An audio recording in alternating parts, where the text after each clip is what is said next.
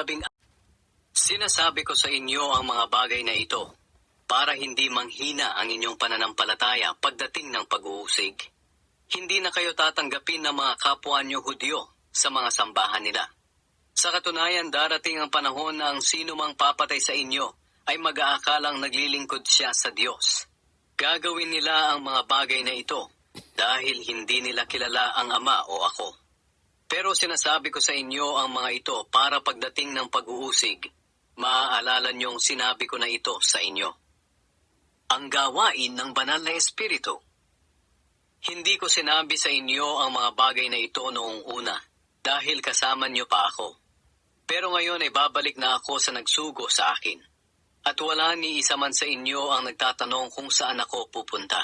At ngayong sinabi ko na sa inyo, nalulungkot kayo. Pero ang totoo, para sa ikabubuti niyo ang pag-alis ko. Dahil hindi paparito sa inyo ang tagatulong kung hindi ako aalis. Pero kapag umalis na ako, ipapadala ko siya sa inyo. Pagdating niya, ipapakita niya sa mga taong makamundo na makasalanan sila, at ako na may matuwid.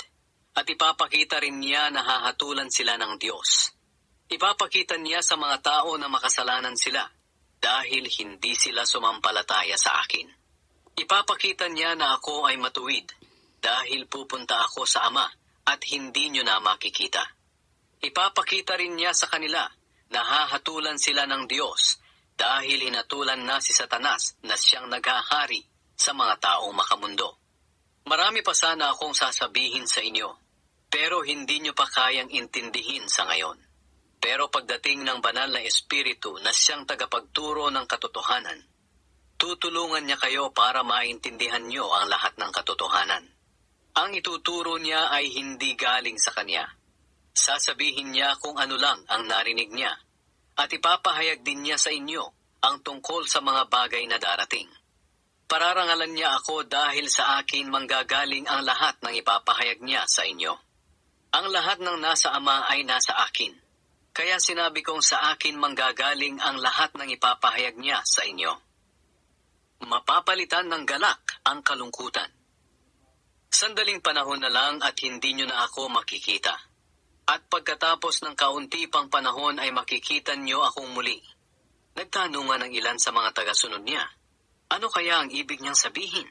Bakit niya sinabing sandaling panahon na lang at hindi na natin siya makikita? At pagkatapos ng kaunti pang panahon ay makikita natin siyang muli. Sinabi pa niya na ang dahilan kung bakit hindi na natin siya makikita ay dahil babalik na siya sa kanyang Ama. Ano kaya ang ibig niyang sabihin sa sandaling panahon?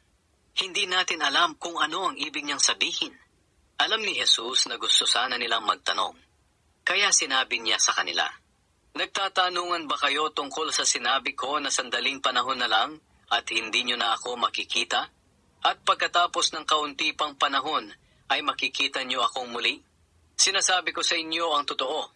Iiyak kayo't magdadalamhati sa mangyayari sa akin. Pero sasaya ang mga taong makamundo. Malulungkot kayo, pero ang kalungkutan ninyo ay mapapalitan ng kagalakan. Katulad ito ng isang babaeng naghihirap dahil malapit ng manganak. Pero pagkasilang ng sanggol, nakakalimutan na niya ang lahat ng hirap dahil sa kagalakan, sapagkat naisilang na niya ang sanggol dito sa mundo. Ganyan din kayo, nalulungkot kayo ngayon, pero magagalak kayo sa araw na magkita tayong muli. At walang sino mang makakaagaw ng inyong kagalakan.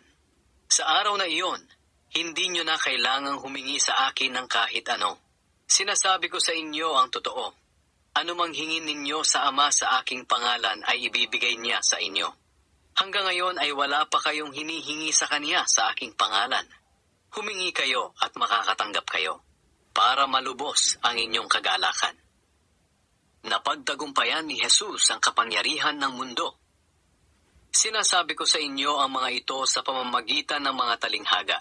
Pero darating ang panahon na hindi na ako magsasalita sa inyo ng ganito. Sa halip tuwiran ko nang sasabihin sa inyo ang tungkol sa Ama. Sa araw ding iyon, kayo na mismo ang hihingi sa Ama sa pamamagitan ng aking pangalan. Hindi na kailangang ako pa ang humingi sa Ama para sa inyo, sapagkat kayo mismo ay minamahal ng Ama. Dahil minamahal niyo ako, at naniniwala kayo na nagmula ako sa Diyos. Galing ako sa Ama at naparito ako sa mundo. Pero ngayon ay aalis na ako at babalik na sa Ama. Sinabi ng mga tagasunod niya, ngayon po'y nagsasalita na kayo sa amin ng malinaw at hindi sa pamamagitan ng talinghaga. Ngayon alam na namin na alam niyo ang lahat ng bagay. Dahil kahit hindi namin kayo tinatanong, alam niyo kung ano ang itatanong namin. Kaya naniniwala kami na galing kayo sa Diyos. Sumagot si Jesus sa kanila, kung ganoon, sumasampalataya na ba kayo ngayon sa akin? Pero darating ang oras at dumating na nga, na magkakawatak-watak kayo at magkakanya-kanya, at iiwan niyo akong nag-iisa. Ngunit kahit iwan niyo ako, hindi ako nag-iisa, dahil kasama ko ang Ama. Sinabi ko sa inyo ang mga bagay na ito para magkaroon kayo ng kapayapaan sa akin. Daranas kayo ng paghihirap dito sa mundo, pero magpakatatag kayo, dahil nagtagumpay na ako laban sa kapangyarihan ng mundo.